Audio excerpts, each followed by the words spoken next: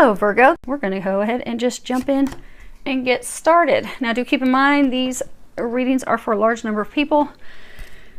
When I pray and prepare, although I ask that all of you receive at least one message, do keep in mind it's for a lot of people. So if you find that messages are not resonating with you, go on ahead and listen to your moon and or your rising sign, as you may get some messages from those.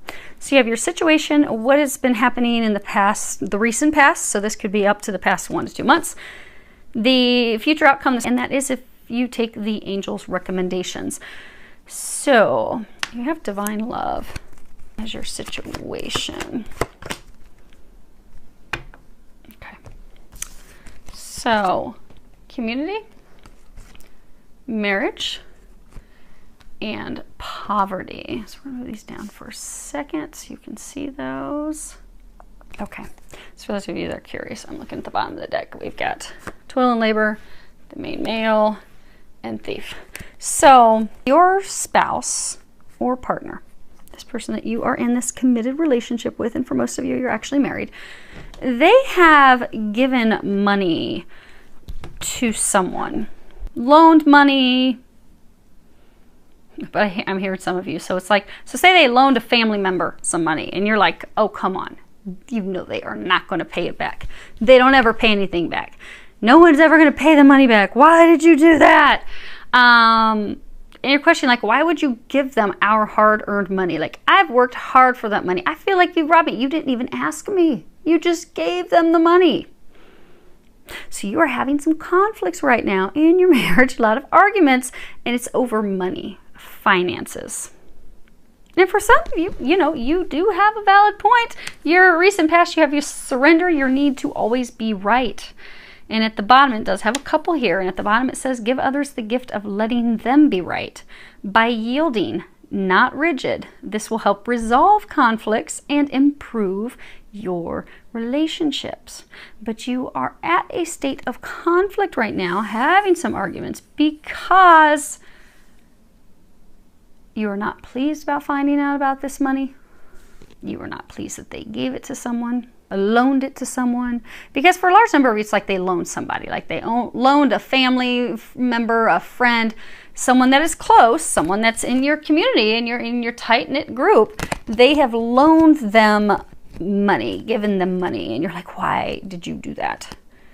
Now I'm poor, I'm gonna have to go without because you gave them our money. Why did you do that? So there's a lot of arguments right now. Now, looking at your bottoms of your deck. Okay, so you are protected. You are financially protected. So what the angels are encouraging you to do is to, and this is the angels' recommendations, then we'll go over your outcome. But this is not to play down, because money is important for some of you. They may have loaned a substantial amount of money. Not to play that down. It's a big chunk of money for some of you. But some of the other signs are not so well off. You're in a much better position than them. So this is going to be really easy reading for you. Angels are encouraging you. You know, clarity. At the bottom it says, banish the fog of illusion. Open your eyes to the truth. Remember the perfection of who you are. Now she looks real mad. Like she could take that stick and smack somebody with it. She is not pleased. And then you have this Knight of Wands.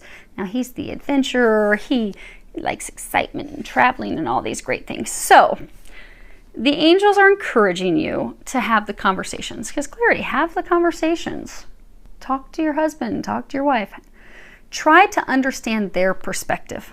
Be flexible. Be flexible. Because apparently there is something that motivated them to offer this money to this person. So have the conversations with your spouse. Be flexible. Be open to what they're sharing. Be receptive so that you can start to feel their excitement, understand where they were coming from, and be flexible. Now, when you're having that conversation, for some of you, you may need to set limits like, okay, I understand where you're coming from. In the future, you know, so for some of you, maybe they loan somebody 10 grand. So you're like, okay, I understand you're excited because your cousin's starting a new business, but you gave him $10,000. In the future, can we set a cap? If we're going to help a family member out financially, how about we cap ourselves off at 3 grand? That's the cap. And then if they pay us back, then we can loan them some more. but we'll set a cap, and that's a conversation that you can have together with each other. But they're encouraging you to be flexible, be receptive, be open. Now, for some of you to be able to have this conversation without the tension, it may in fact involve taking a little trip, maybe just getting away for the weekend. And it doesn't even have to be taking a trip, but maybe you just go away for the day.